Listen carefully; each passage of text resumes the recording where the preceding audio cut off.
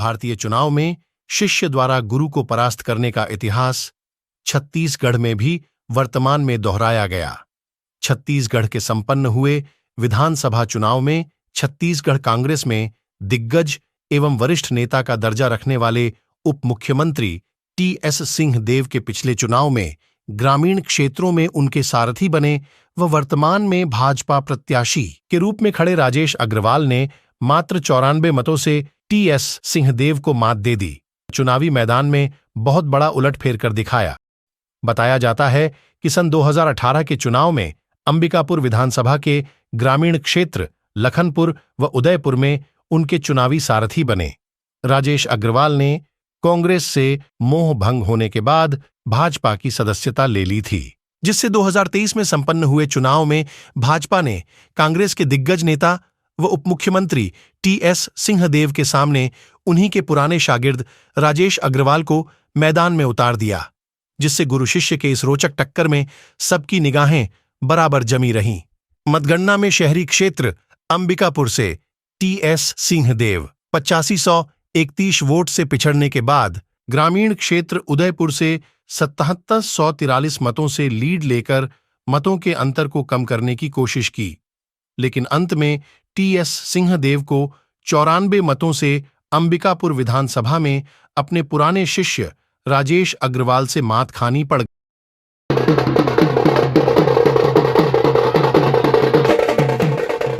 भाजपा प्रत्याशी अपनी इस जीत को बड़ी महत्वपूर्ण जीत बता रहे हैं। 94 वोट से जीते हैं। बहुत अच्छी जीत है। बहुत अच्छी जीत। काफी कष्ट रहा, काफी देर तक गिनती चली गई। नहीं, गिनती देर तक नहीं चली, क्योंकि मार्जिन कम था तो कुछ आपत्तियां थी जिनको निर्वाचन आयोग निराकरण किया। वही अपनी बेबाकी व साफ गोई के लिए पत्रकारों के मध्य विशेष स्थान रखने वाले कांग्रेस प्रत्याशी व मंत्री टी.एस. सिंहदेव ने पत्रकारों के हर एक सवाल का जवाब बखूबी से देते हुए हार से लेकर भविष्य तक के कार्यक्रमों के बारे में बतलाया। बाबा, बीजेपी की एक बार फिर वापसी हुई है प्रदेश में।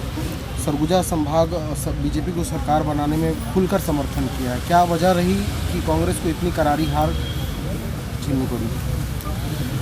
सर्वप्रथम, क्योंकि आपने बीजेपी की जीत की बात कही तो उनको बधाई और शुभकामनाएं। सरकारें अच्छा काम करती रही हैं, कांग्रेस की भी पिछली सरकार ने बहुत सारे अच्छे काम किए हैं। मैं ये उम्मीद भी करूंगा और विश्वास भी रखूंगा कि उन कामों में निरंतरता बनी रहे और अच्छे काम छत्तीसगढ़ के हित में, सरगुजा के हित में हमेशा होते रहें। हार जीत का सवाल है, बहुत सारे बिंदु रहते हैं इसमें, कई कारण बन जाते हैं और अप्रत्याशित सा परिणाम छत्तीसगढ़ में पिछले बार भी सरगुजा संभाग से आया था और अब की ठीक उलट अकल्पनीय 14 से 14 सीट भारतीय जनता पार्टी जीती है, तो उनको बधाई, उसके लिए तो बधाई, लेकिन अप्रत्याशित सर। कड़े मुकाबले की भी 94 वोट से आप भी हार गए।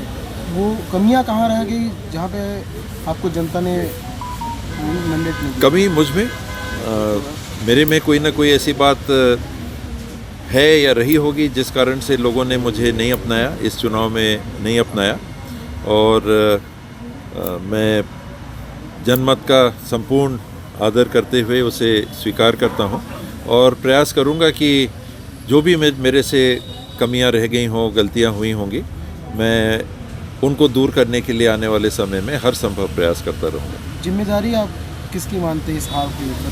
मेरी। मैं हारा हूँ तो मेरी जिम्मेदारी मेरी। प्रदेश में दूसरे के ऊपर बात कभी नहीं रखनी चाहिए। जब आदमी खेलने जाता है वो विकेट खराब है, बॉल ऐसी हो गई, ये बात नहीं होना। खेलना आपको है, आप आउट हो गए तो उसको स्वीकारिए कि अगले बार जो गलती हुई उसको नहीं दोहराएंगे। चुनाव से पहले आपने कहा था कि ये मेरा आखिरी चुनाव रहेगा और मैं चुनाव नहीं लड़ूंगा, तो वो निर्णय पे आप कायम रहेंगे या फिर कुछ और? मैंने उस बात को, इस चीज़ को ध्यान में रख के कहा था कि चुनाव जीतूंगा और उसके बाद मैं आने वाली पीढ़ियों के लिए उसको सौंप देता, पार्टी में बना रहता और नई पीढ़ी को फिर सामने आना चाहिए। लेकिन हार के मैदान मैं कभी नहीं छोड़ूंगा। हारा हूँ तो 5 साल पूरा प्रयास करूँगा, क्षेत्र में लोगों से संपर्क बनाने की कोशिश करता रहूँगा, लोगों के बीच में रहूँगा।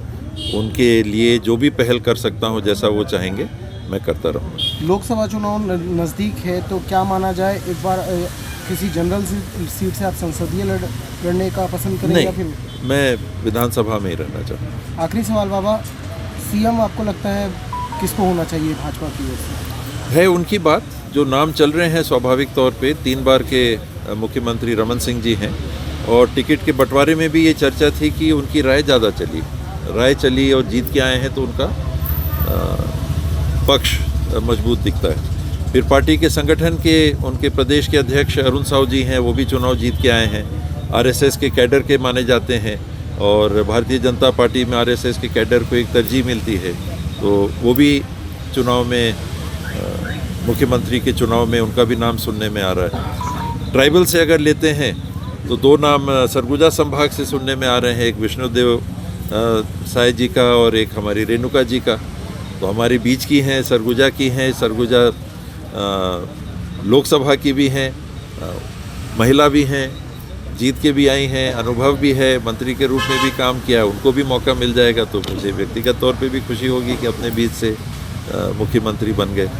ओपी चौधरी जी का भी नाम आता है, नए हैं, पहली बार जीते हैं, अधिकारी रहे हैं लेकिन शासन में नहीं रहे हैं, तो पता नहीं उनको अभी मौका देंगे कि नहीं। इनके अलावा और भी नाम हो सकते हैं, लेकिन अभी ऐसा लगता है कि रमन सिंह जी का पल्ला भारी। राजनीति को हटा दें, अगर आप नागरिक के तौर पर आप बात करेंगे तो आपकी क्या पसंद रहेगी?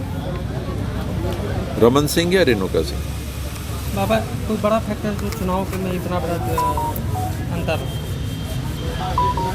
इसमें जो विश्लेषण मैं अभी देख रहा हूँ, कांग्रेस का वोट शेयर घटा नहीं और भाजपा का वोट शेयर 14% बढ़ गया। ये पिछले 10, 12, 15 चुनाव में मैंने नहीं देखा इतना ज़्यादा अंतर। तो कांग्रेस ने कुछ बहुत गलत नहीं किया, लेकिन भाजपा ने कुछ अच्छा कर दिया। वो देखना पड़ेगा कि क्या वो कर गए जो हम नहीं कर पाए। हमने जो किया, हमको पब्लिक ने स्थिर रखा, वोट शेयर हमारा 42-43% पे कायम है, लेकिन भाजपा 32 से 46 पहुंच गई। 14% वोट शेयर 5 साल के अंदर बढ़ना बहुत बड़ी बात होती है।